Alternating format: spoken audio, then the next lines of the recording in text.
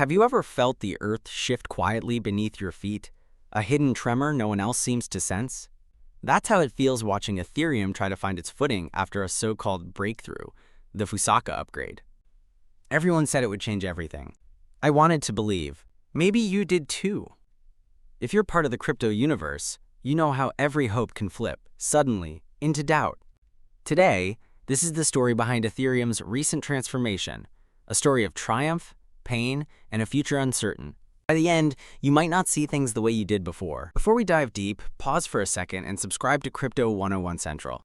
If you crave stories that go beyond charts and tickers, you'll want to be here with us. And don't forget to ring that bell so you never miss updates that hit hard and hit home. Let's step back for a moment to those heated days when Ethereum was gasping for air. The whole world was lost in the Bitcoin sun, while altcoins, desperate and clamoring, fell silent. Ethereum, the quiet titan, barely brushed past its old all-time peak, a shadow of what many had dreamed it could become. Those holding ETH, sometimes just the hope of ETH, felt their hearts weighed down with disappointment that pulsed behind every transaction fee and gas panic. This isn't just market talk, it's personal. Every time portfolios were checked, every time the news said, hold on, the question lingered. How deep could Ethereum fall, and if beyond the smoke and mirrors, could its foundation survive? Then the whispers started. Not just among traders and friends in late-night chats, but from the corridors of research and analysis. A research company called Culpa Research announced they were turning bearish, shorting not just ETH, but the beating heart of Ethereum itself. Bitmine. Does knowing the truth scare people? Sometimes. But it's worse to stay in the dark. That's what this report was for. An explosion in plain sight, called Ethereum ETH USD, what Vitalik knows and Tom Lee doesn't. It read like a confession mixed with a funeral dirge. And reading it felt exposing, like watching the road ahead twist in ways no one had planned.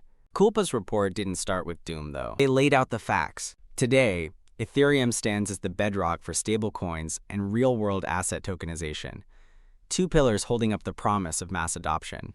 But Ethereum is slow, they said. Expensive. Stuck in a race with younger, sleeker competitors like Solana. When Fusaka arrived roughly a year ago, it doubled the network's gas limit to around 60 million units in a desperate leap for scalability.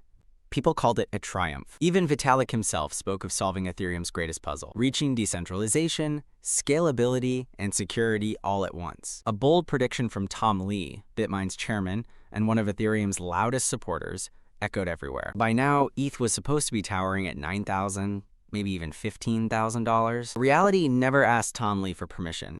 The surge in Ethereum activity, the jump in transactions, everyone pointed and celebrated. But Culpa's authors, digging through the data with a surgeon's touch, saw something else. Their eyes turned to the architects at the center, to Vitalik Buterin himself, who not long ago quietly sold a large amount of his own ETH. First tens of thousands of ETH, then thousands more in the next move, like nerves made visible. Trying to see it their way raises difficult questions. Vitalik, with every motion, signaling fear, or maybe simply managing risk, he called for austerity, a tightening of the belt to fund development and safeguard Ethereum's legacy, even as the bear market crushed hopeful whispers. Maybe it was courage. Maybe it was caution. But to Culpa, this wasn't bullish. It was a siren. A red flag suggesting that something deep inside ETH's economic structure might be changing. This is where fear lodges in the throat. Fusaka did more than open the floodgates to higher activity. It made life easier, not just for believers in Ethereum, but also for those who prey on the careless and the trusting. Address poisoning. Dust attacks. Words that sound distant but are anything but. Attackers began flooding the network with tiny deceptive transactions. Dust. Hoping to trick users into sending funds to fraudulent addresses that looked almost identical. Since Fusaka, dust attacks have surged dramatically. What once numbered in the tens of millions of suspicious transactions has grown sharply. In early months after the upgrade, poisoning transactions spiked into the many millions and continued rising. Numbers like these carry weight when their meaning becomes clear. A large portion of new wallet activity following Fusaka appears tied to malicious attempts. A growing share of transactions, once small, has become suspicious or deceptive in nature. Culpa's research highlighted another shock. Fusaka was meant to gently reduce fees, perhaps by 20%. Instead, fees collapsed dramatically, in some cases falling by more than 80 or 90%. Sending tokens became far cheaper, but what should have been a miracle created fertile ground for scammers. The reason was simple. An old formula that governed fees had never been properly updated for Ethereum's new ecosystem. Layer 2 rollups, scaling networks, multiple chains sharing the load. In that gap, risk multiplied. Within minutes of creating fresh Ethereum wallets, Culpa's researchers reported receiving waves of poisoning transactions. Over months, tens of millions of dollars have been siphoned away through these attacks. Some estimates suggest total losses have climbed into the hundreds of millions, and the implications reach deeper than theft. Fusaka may have weakened the mechanism that kept Ethereum's economic engine balanced. The fee burn. With transactions extremely cheap, the burn slows, staking yields decline, and validators, the ones securing the network, earn less. Lower rewards can eventually mean weaker security. Institutions that once looked to Ether as a core asset cannot ignore dynamics like that. Halfway through this story, it's worth pausing, hit that like button, and share where you stand. Is Ethereum facing a structural challenge, or simply another phase of painful growth?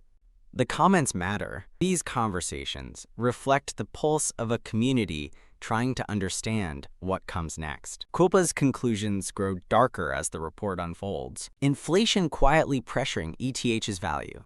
Competing chains, especially Solana, capturing momentum. Even Ethereum's own Layer 2 ecosystem, pulling activity away from the base layer that once defined it. Some believe it's temporary, others believe it signals a deeper shift. Staking yields are falling. Outside of Bitmine and a handful of large treasury adopters, organic demand appears weaker than many expected. Meanwhile, traditional assets like US treasuries, ironically the safest harbor, often yield more than ETH staking today. Looking forward, another upgrade already sits on the horizon.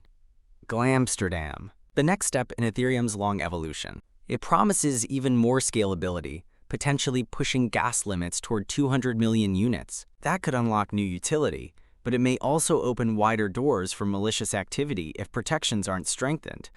Hope still lives here. Ethereum remains the backbone of decentralized finance. Most stablecoins, tokenized assets, and DeFi infrastructure still rely on it. Institutions, despite competition, continue to trust Ethereum's reliability.